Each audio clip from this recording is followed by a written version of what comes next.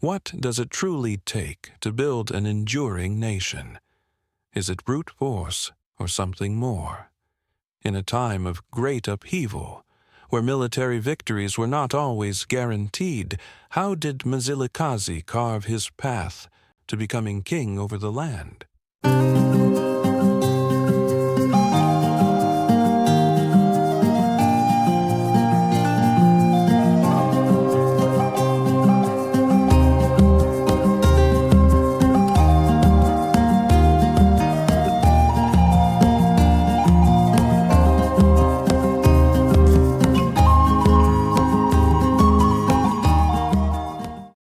Season 2, Episode 3, Encounters in the Vaal, Mzilikazi with the Sotho and Pedi. Historical accounts of Mzilikazi often focus on his exploits as king. Overlooking the man beneath the crown, he was, like any other leader, burdened by tremendous responsibility, intense pressure, and the shadow of past enemies, experiencing both victories and crushing defeats. We'll delve deeper into his personality later in the series, especially through his unlikely bond with the missionary Robert Moffat. But for now, Mzilikazi's odyssey continues as we take a look at other players in the region during this period.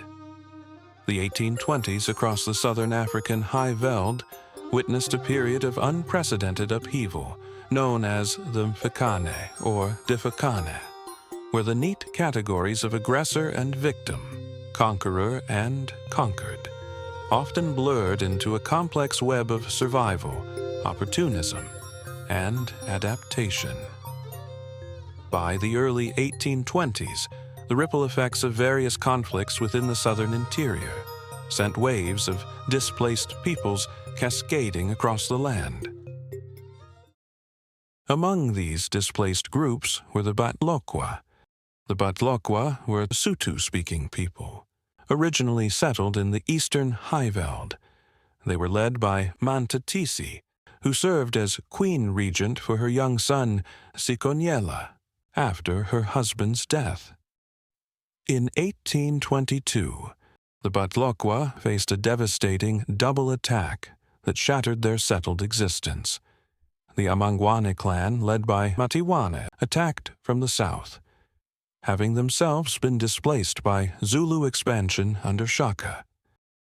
The amaNdebele, under Chief Mmanthatisi, simultaneously pressured them from another direction. These coordinated attacks destroyed the Batloqua's agricultural base, scattered their cattle, and forced them to abandon their traditional territory. Under Mmanthatisi's leadership, they transformed from settled farmers into mobile raiders, becoming known to Europeans as the Mmanthatis, in reference to Queen Mmanthatisi's name. The displaced Batloqua then moved westward across the High Veld, raiding for cattle and survival. The relentless advance of the collective Mmanthatis westward brought them into a head-on collision with the Tlaping people. The Tlaping were one of the largest and most prominent groups in the region that is now the northern Cape Province of South Africa and southern Botswana. The clash occurred near Kuruman around 1823, where the missionary Robert Moffat was based. This epic clash culminated in the Battle of Dithakong. It was a brutal confrontation involving the Mmanthatis, the Tlaping, and a contingent organized by missionaries and bolstered by the Griqua, led by Andries Waterpoort, Barend Barends, and Adam Cook, amongst other allies. There is complexity in the historical narrative, as the Mmanthatis at this stage was the collective identity of diverse and displaced Sotho groups who, through their movements, became associated with the fear initially inspired by Queen Mmanthatisi's Tloqua. However, it's crucial to note that Queen Mmanthatisi herself and her main Tloqua contingent were likely not directly present at the Battle of Dithakong. In this particular instance, the advancing force against the Batloqua at Dithakong was primarily composed of the Maputing under the leadership of Tshwane and the Batloqua under the leadership of Nkarahanye. While various displaced groups were active during this tumultuous period, the term Mmanthatisi at Dithakong specifically referred to these combined groups, distinct from the main force led by Mmanthatisi and her son Sekonyela, who were at this point operating elsewhere. The following sequence of events helps to show how the Mfecane or Dithakane created cascading displacements. Pressures in Zululand displaced the amaNdebele clan led by Matiwane, who in turn displaced Mmanthatisi's Batloqua. The Tloqua, through their conquests, would draw in broader groups, the Mmanthatisi, some of whom would eventually go to war against a coalition of the Tlaping, the Griqua, and some European allies. This illustrates the domino effect of conflict that characterized this turbulent period. This conflict, playing out in the west in the Botswana region, shows the widespread nature of the upheaval in the region. Meanwhile, in the east, Mzilikazi was carving out his own destiny and coming into contact with the Bapedi and Basotho. In 1823, Griqua horsemen clashed with Mzilikazi's forces, confirming his presence along the Vaal. European reports from late 1823 mention a tribe seen moving through the region, a reference to Mzilikazi's Ndebele, now unmistakably a growing force. Around the period 1824 to 1826, the once powerful Pedi kingdom was in disarray after the death of Chief Tulare, and a succession crisis had weakened their cohesion.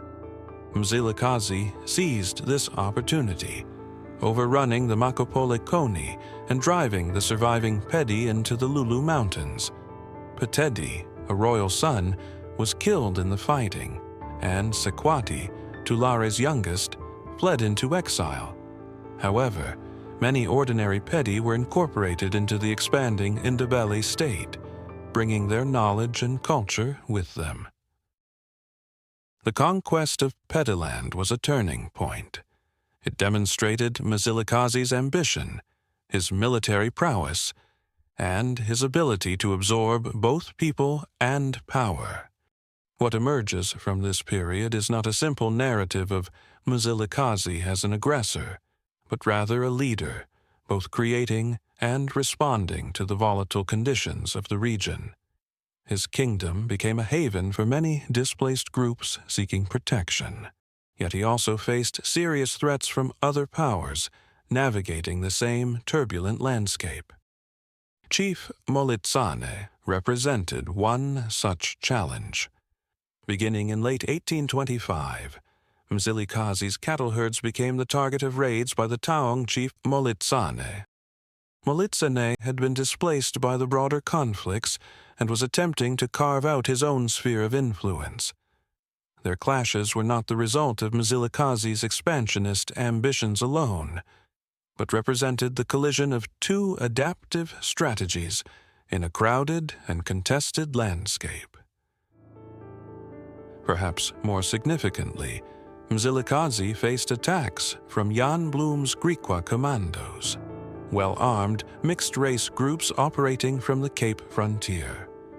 These encounters revealed how the Mfecane had created opportunities not just for African state builders like Mzilikazi, but for colonial and frontier communities to extend their influence deep into the interior. The Griqua, with their firearms and horses, represented a different kind of threat, one that combined indigenous knowledge with European military technology. Faced with dwindling supplies, persistent raids, and the need for a more defensible and resource-rich location, Mzilikazi made a decisive move, southwest, toward the middle Vaal River. This phase marked a subtle but profound transition. Mzilikazi began to shift to a regional power broker. He first established control over the Middle Vaal Valley, between the Suikerbosrand, Mooi, and Renister rivers. Here, he built a network of settlements, with his principal kraal known as Ezinyosini, located near modern-day Potchefstroom. From this base, Mzilikazi consolidated his gains, accepted defectors and refugees, and began to institutionalize the composite identity of the amaNdebele, a term that now embraced not only Nguni roots, but also newly incorporated Hlubi, Bapedi, Basotho, and Transvaal and Ndebele elements. But peace was short-lived. The region was still unstable, shaken by the aftershocks of the Dithakong, and teeming with displaced groups. By mid-1827, the Vaal River had become more a frontier of exhaustion than of opportunity.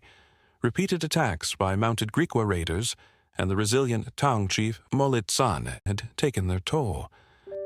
Mzilikazi's once secure position along the Vaal had become untenable. His senior advisor, Mnkumbata, would later recall that repeated Griqua attacks eventually forced the entire group to abandon their post and move further inland, to a place where Robert Moffat would later meet Mzilikazi for the first time. Despite earlier consolidation and fortification in the region, Mzilikazi recognized that long-term survival demanded strategic relocation. He turned his attention north, toward the Mahalisburg Mountains, a majestic natural barrier with fertile valleys, rich grazing lands, and natural defensibility. Thus ended the Vaal River chapter. 4 transformative years in which Mzilikazi, once a fugitive, had become the undisputed master of the central Transvaal interior. His polity now had thousands of followers, a defined identity, and a strategic eye for both geography and diplomacy. But more challenges awaited toward the Mahalisburg Mountains and eventually the Boers.